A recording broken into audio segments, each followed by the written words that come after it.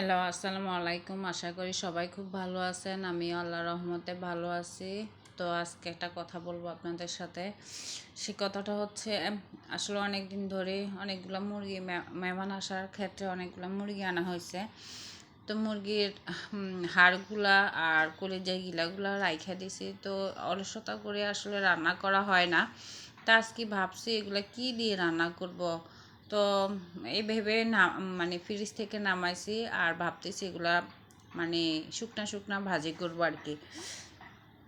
তো আসলে এগুলো যেহেতু একটু কক মুরগি, তো ভাবতেছি এগুলা কিভাবে রান্না করা যায়। তো আমি প্রথমে আগে হাড়গুলো দিয়ে দিছি, এগুলো কষায় তারপরে ওই যে কলিজা গিলে এগুলো দিয়ে দেবো। এভাবে রান্না করলে দেখা যায় হাড়গুলো সিদ্ধ হয়, যেহেতু কলিজা গিলে এগুলো একটু নরম জাতীয়, তো এগুলো সময় লাগে না এগুলো সিদ্ধ হতে। তাই ভাবছি এগুলো একটু পরে দেই। তা আমি আসলে এগুলো রান্না করলে বেশিরভাগ সময় এভাবে রান্না করি। আর দেখা যায় অনেক সময় ডাল দিয়ে রান্না করে, মুগ ডাল দিয়ে বা সিমের বিচি দিয়ে এইগুলো দিয়ে রান্না করলে আবার এগুলো অনেকটা মজা লাগে খাইতে। যাই হোক, আমি আজকে রান্নাবান্নাটাও শেয়ার করতেছি আর আপনাদের সাথে গল্প করার জন্য চলে আসলাম। তো আজকে আরেকটা কথা বলবো, আপনারা হয়তো ভাববেন যে আমার সাথে এরকম হয় কেন, বা আমি কি বানিয়ে বলতেছি কথাগুলা নাকি। না, আসলে আমি যা বলতেছি একদম সত্যি কথাই বলতেছি, একদম বাস্তব কথাই বলতেছি। আমি কোনো অবাস্তব কোনো কথাই বলি না, সম্পূর্ণ সৎ কথাগুলোই সত্যি। তো আমি গতকালকে একটু বাজারে গেছিলাম কিছু কেনাকাটার জন্য, একটু বাজার করার জন্য আর কি, মাছ টাছ কিছু কেনার জন্য আর কি।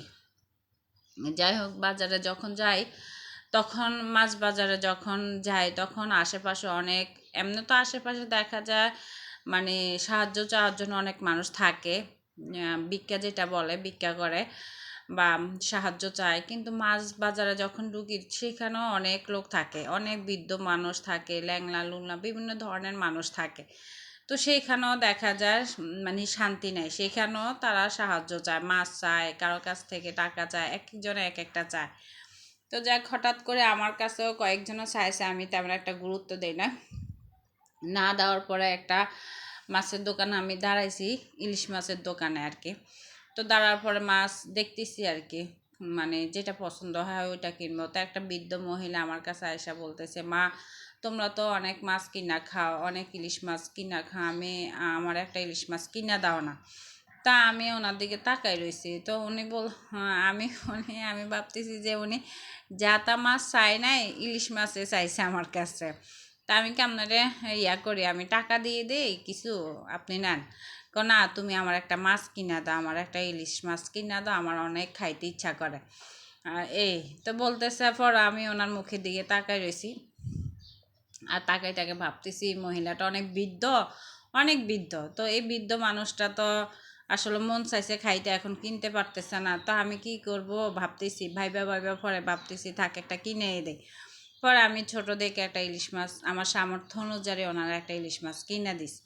দেওয়ার পরে উনি অনেক খুশি হয়েছে, খুশি হয়ে তারপরে আমার মানে অনেক দোয়া করলো, দোয়া করে চলে গেল। থাক, আমি ভাবতেছি মানুষের খুশিটা তো অনেক আসলে বড়।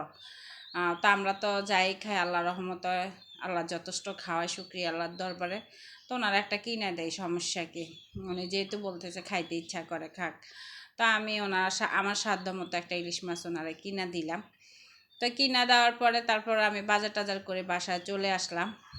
চলে আসার পরে তো আর কি করব, তো আর আমি আমার হাজব্যান্ডের সাথেও শেয়ার করি নাই কথাটা, কারণ উনি আবার কি মনে করে বা আমারও যদি বকা দেয় যে ওনারা বুয়া, বা এক একজন তো এক এক কথা বলে। যাই হোক, কথাটা বললাম, আপনারা কে কী মনে করেন জানি না, বলবেন হয়তো আমার সাথে এরকম ঘটে, যার জন্য আমি আপনাদের সাথে বলি আর কি। আচ্ছা, সবাই ভালো থাকবেন, খোদাফেজ।